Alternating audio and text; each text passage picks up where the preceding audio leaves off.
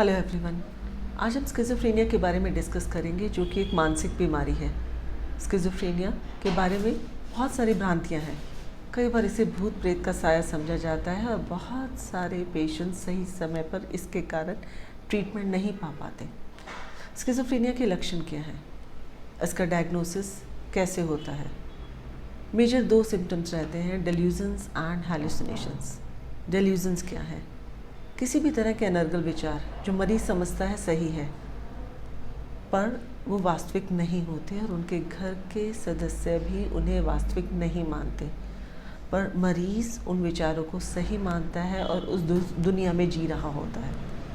जैसे कि कोई मुझे मार डालेगा, कोई मेरे बारे में बातें कर रहा है, या मेरे पास कोई सुपर नेचुरल पावर्स है, मैं कुछ भी कर सकता हूँ। उसे समझाया जाता है ये गलत है, पर वो नहीं समझ पाता क्योंकि वो मानसिक बीमारी का लक्षण होता है। So these are delusions. Hallucinations. Hallucinations कुछ अलग सा आभास होना, मीन्स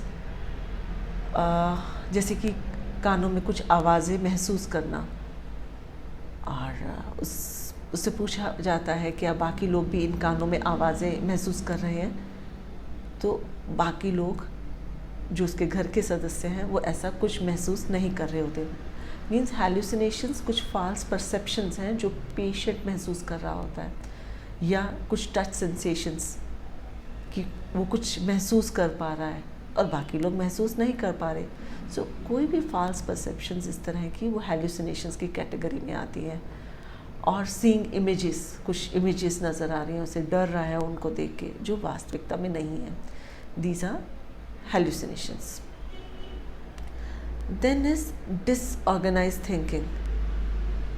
ये सिम्टम अपने आप में ही क्लियर है कि थिंकिंग ऑर्गेनाइज नहीं रहती।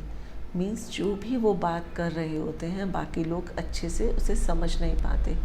मीन्स वो बात करते करते एक विषय से दूसरी विषय पर चले जाते हैं और उसके कारण उनकी बातें मीनिंगफुल नहीं रहती। This is called disorganised thinking. ये सब पॉजिटिव सिम्टम्स की कैटेगरी में आते हैं। मीन्स कुछ एक्स्ट्रा नया डेवलप हुआ है। These are positive symptoms of schizophrenia. There are some negative symptoms of schizophrenia. Negative symptoms means जो कार्य वो पहले कर पाते थे और वो अब नहीं कर पा रहे हैं। जैसे कि जिन कार्यों में उनका पहले इंटरेस्ट था वो इंटरेस्ट कम हो जाना। दिनचर्या के कोई भी काम वो पहले कर पाते थे अब वो कर नहीं पाते, या उसमें इंटरेस्ट नहीं रहता। पहले अपना हाइजीन मेंटेन कर पाते थे, साफ़ सफाई का ध्यान रख पाते थे, अब वो सब नहीं कर पाना। इसके अलावा सोशल आइसोलेशन, मीन्स पहले परिवारजन, रिश्तेदार, इन सब से मिलने में मज़ा आता था, पर अब अपने आप को वो आइसोलेट कर ले रहे हैं और आइसोलेट कर रहे हैं, और जैसे एक कमरे से बाहर या घर से बाहर अब निकलने को मन नहीं करना।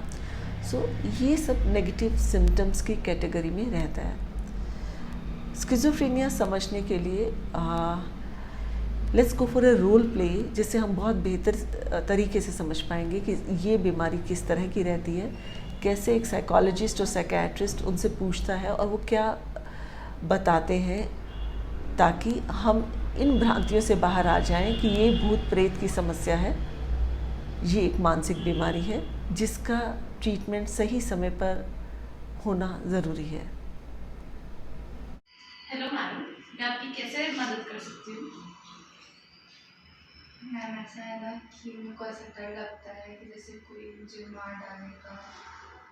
अच्छा, क्या आपके घर में बाकी लोगों को, जैसे आपके मम्मी पापा को भी ऐसा लगता है कि आपको कोई मार डालेगा? नहीं, ऐसा सिर्फ मुझे लगता है, और मुझे जो लगता है वो लगता है कि वो सच में है, और इसी डर की वजह से मैंने एकदम पुलिस के पास भी चली गई। अच्छा, इसके अलावा आपको कुछ और महसूस होता है? मेरे कानों में कई तरीके की आवाज़ें आती हैं, जैसे कि कोई मेरे बारे में कुछ बातें कर रहा है, ऐसा कुछ। अच्छा, और किस तरह की आवाज़ आती है? एक दो जनों की, जैसे वो मेरे बारे में कुछ बात कर रहे हैं, मेरा बुरा सोच रहे हैं, मेरे साथ कुछ करना चाहते हैं। अच्छा, इसके अलावा जैसे आपके जो रूटीन के काम होते हैं, क्या आप वह कर पाती हैं? जैसे घर का काम करना, पढ़ाई करना, क्या वो आप कर पाती हैं? मेरा मन नहीं करता कोई भी मतलब काम करने का, नींद नहीं आती अच्छे से, छोटी छोटी बातों पर गुस्सा आने लगता है। अच्छा, इसके अलावा कोई और समस्या? ऐसा बस ऐसा लगता है जैसे कोई मेरे बारे में बातें कर रहा है, 3-4 लोगों की आवाज़ से रहा और वो सब सच में हो रहा है। और वो बातें ऐसे कर रही थी कि लाइक मेरे को कुछ गलत करेंगे मेरे साथ। अच्छा,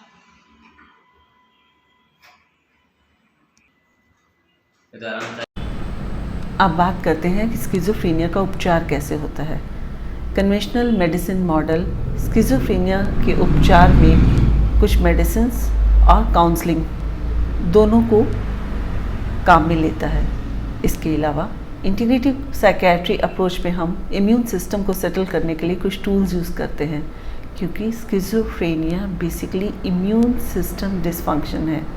थैंक यू।